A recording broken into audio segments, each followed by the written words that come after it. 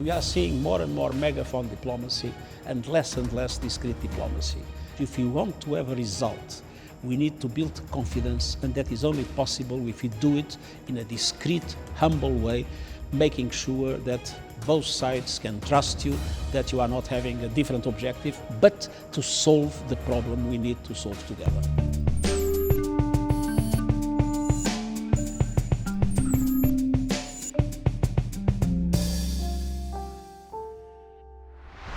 Hello and welcome to GZERO World. I'm Bremmer, and I'm coming to you today from the United Nations headquarters in New York. And just as this year's General Assembly gets underway, bringing thousands of diplomats, ministers, and heads of state together and in person again, I'm going one-on-one with the man of the hour, United Nations Secretary General António Guterres. From the war in Ukraine to growing food insecurity and devastating impacts of climate change, there are no shortage of problems to discuss. But Guterres has also been a personal force for hope and practical solutions, and you'll hear from him in just a moment. But first, Sustainable Development Goals, SDGs for short, the United Nations' best efforts to make the world a better place. Because, let's face it, we face some daunting challenges at the moment. The idea is a global blueprint for member states on 17 different areas of cooperation, including things like poverty eradication, climate change, equality, and education. They were outlined in 2015 with the eye towards achieving them by 2030. But the world is nowhere near completing these goals, and after 2 years of the pandemic, the ambitions of the before times are all on life support. Just take a look at this recent New York Times headline. The pandemic erased 2 decades of progress in math and reading. Scores in reading for American 9-year-olds on the National Assessment of Educational Progress fell by the largest margin in more than 30 years after 2 years of school closures, remote learning, and a diminishing access to education overall thanks to COVID-19. And not just in the United States, of course, 24 million students globally from pre-K to university are now at risk of never returning to school after prolonged closures. That's according to the United Nations report on the status of the Sustainable Development Goals. The pandemic has also undone more than 4 years of progress on poverty eradication, pushing 93 million more people into extreme poverty in 2020 alone. It's a brutal blow to the United Nations' #1 goal, ending poverty in all its forms everywhere. The #2 goal, that's ending hunger, achieving food security, and improving nutrition. And we're behind on that goal as well. 1 in 10 people worldwide today are hungry. 1 in 3 lack access to adequate food. And the war in Ukraine continues to trigger global food shortages. Climate change is what the United Nations has called a crisis multiplier. The UN has linked increased droughts, floods, and heat waves to rising poverty, hunger, and instability. And according to the UN's Intergovernmental Panel for Climate Change, with the participation and endorsement of all 193 member countries, the world's window to avoid catastrophe is closing rapidly. The world is also seeing the highest level of violent conflict since 1946, and a quarter of the world's population, as of the end of 2020, live in conflict-affected areas, delaying SDG efforts to realize global peace. As the United Nations convenes for this year's General Assembly, the first with some semblance of normalcy after years spent apart, rescuing the SDGs is top priority for UN Secretary General António Guterres because he says we don't have a moment to lose. I sat down with him at the United Nations to take stock on how our world is going to meet these targets with so little time. Here's our conversation. Secretary General Guterres. Great pleasure to Thanks be for being again with you. Absolutely. So a year ago, you and I were sitting right here, literally right here, and I remember you said that the world was standing at the edge of the abyss. And that was mostly about climate change we were talking about. Of course, things have gotten a lot more challenging since then. Are we starting to fall in? I mean, how do we describe it? In relation to now? climate change, it reminds me of a Portuguese anecdote. When someone is falling from a 10th floor and arriving at the level of the 2nd floor, so far, so good. I think that's what happened. With the war of Ukraine, climate change became a kind of a second-order issue. It's not only much less discussed, but measures that are absolutely essential to be taken are being postponed. And the result is a total disaster. Emissions are growing, And when you have a war with nature and nature is striking back, you have situations like Pakistan. 50 million people displaced. More than 1,000 people died. Dead. 1/3 of the country covered by water. I mean, we are destroying our planet and we are not paying attention. This climate change is being dealt now as business as usual, as if it was a small problem. And all attentions are focused on the Ukraine and a few other things. I mean, climate change is the defining challenge of our time. It must be the first priority of any government and any international organization anywhere in the world. And the fact that we are not dealing with it seriously will have irreversible consequences very soon. I mean, I'm sitting here talking to you in still very nice weather outside. We know winter is coming to Europe, and as you say, steps are being taken to ensure that the Europeans, and of course, knock-on effects, the developing world, is going to have enough energy to get through this crisis. How bad a disruption are we seeing from the Russian war? If you look at the developing countries, including many middle-income countries, they are facing a perfect storm. So they had the climate change impacts, as we all know, but they had the COVID, and we know how vaccines were distributed, and we know the problems that has caused. Then the recovery from COVID. We are in the US. I am from the European Union. Trillions of dollars have been mobilized to support the economies, with the consequence, of course, that the populations were supported, but also that there was a contribution to the restart of a global inflationary process. Yes. Now, countries in the developing world, including middle-income countries, have not the capacity to print money, because if they print money, their currencies will completely fall. They haven't received any special support. There was no debt relief except the suspension for the least developed countries.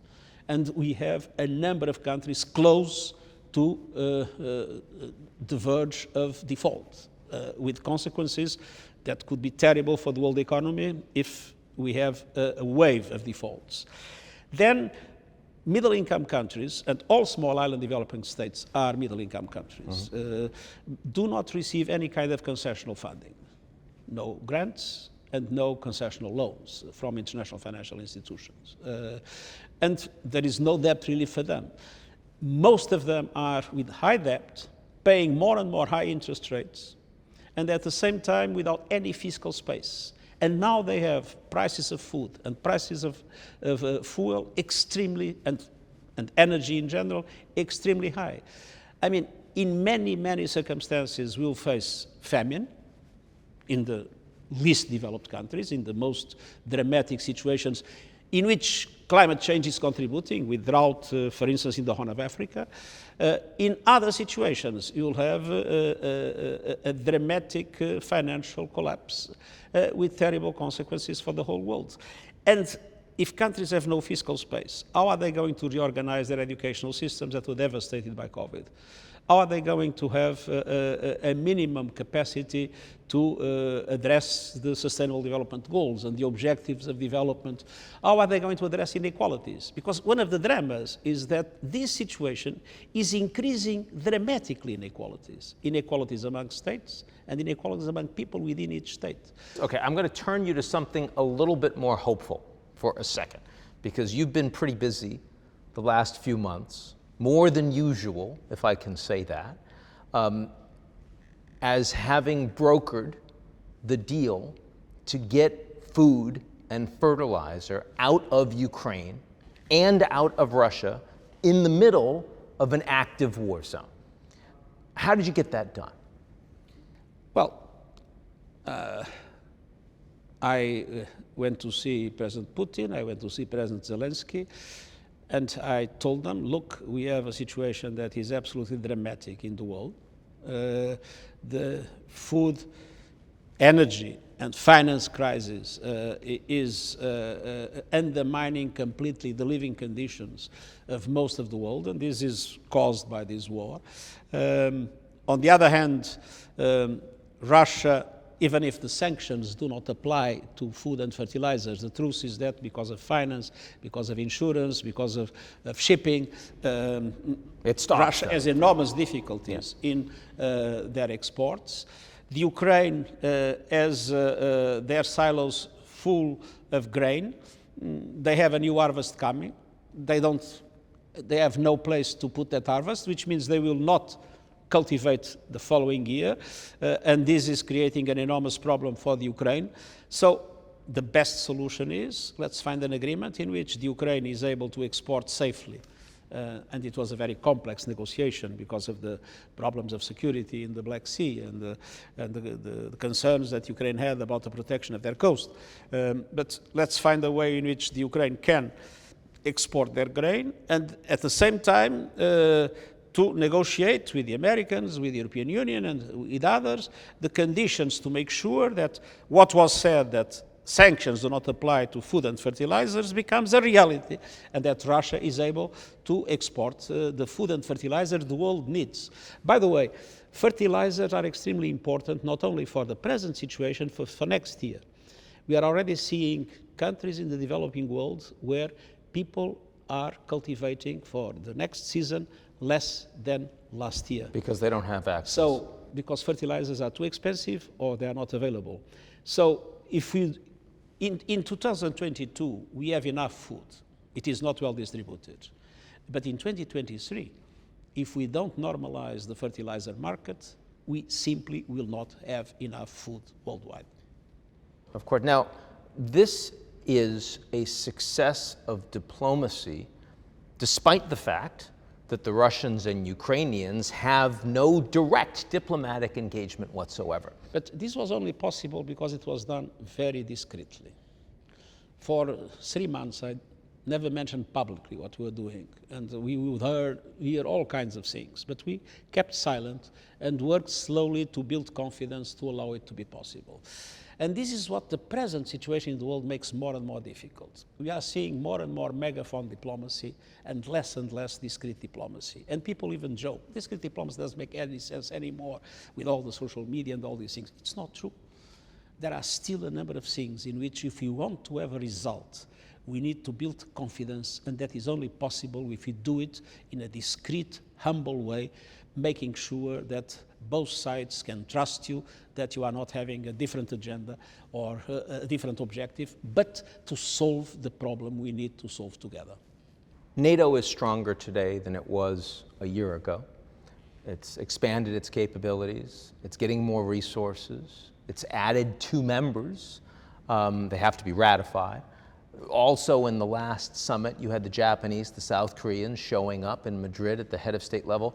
Is that, it's not global, but it is a lot of powerful countries around the world. Do you see an expanded and maybe even more global NATO as part of a solution? Is it a useful step, or is it more problematic given how divided the world is geopolitically? No, it is one element that is there, but obviously in a divided world, it is on one side.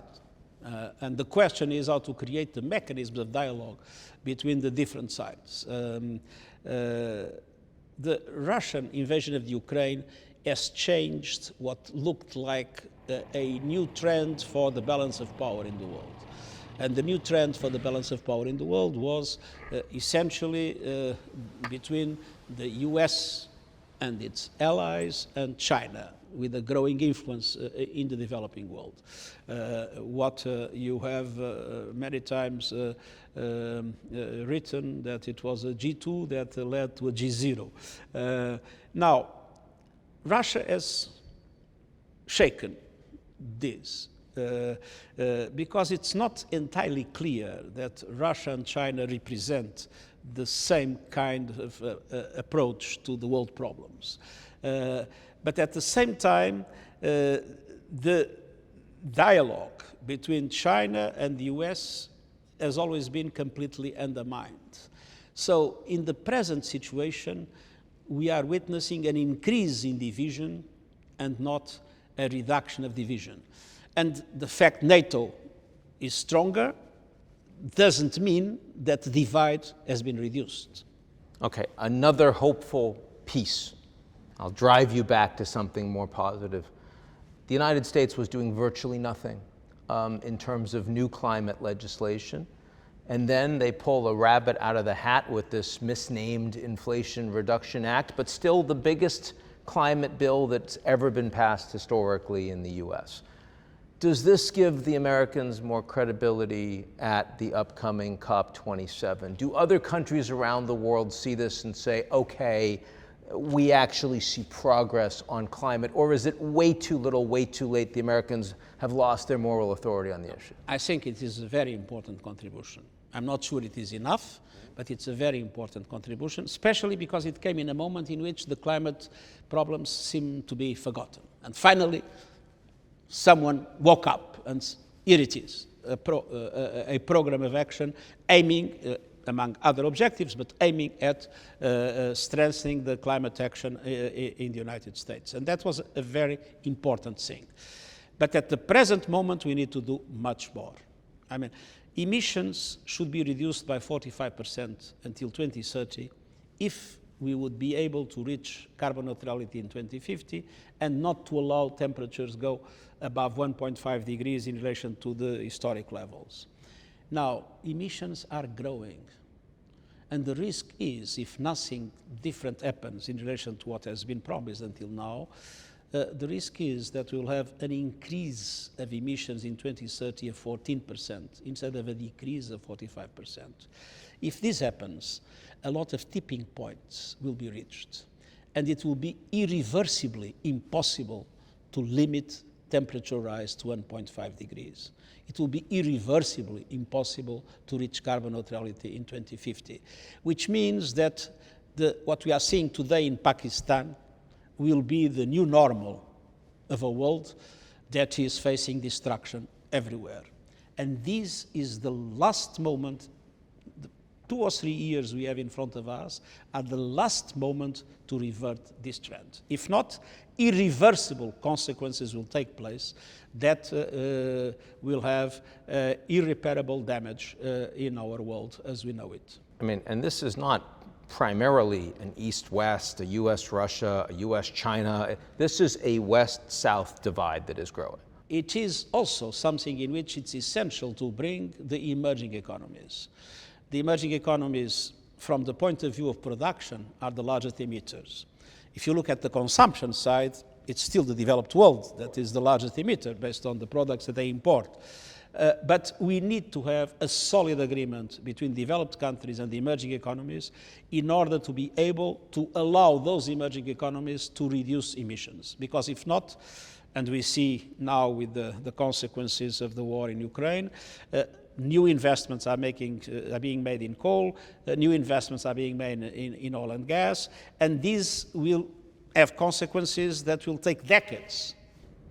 António Guterres? Great pleasure to be here. Always a pleasure to see you. Thank you.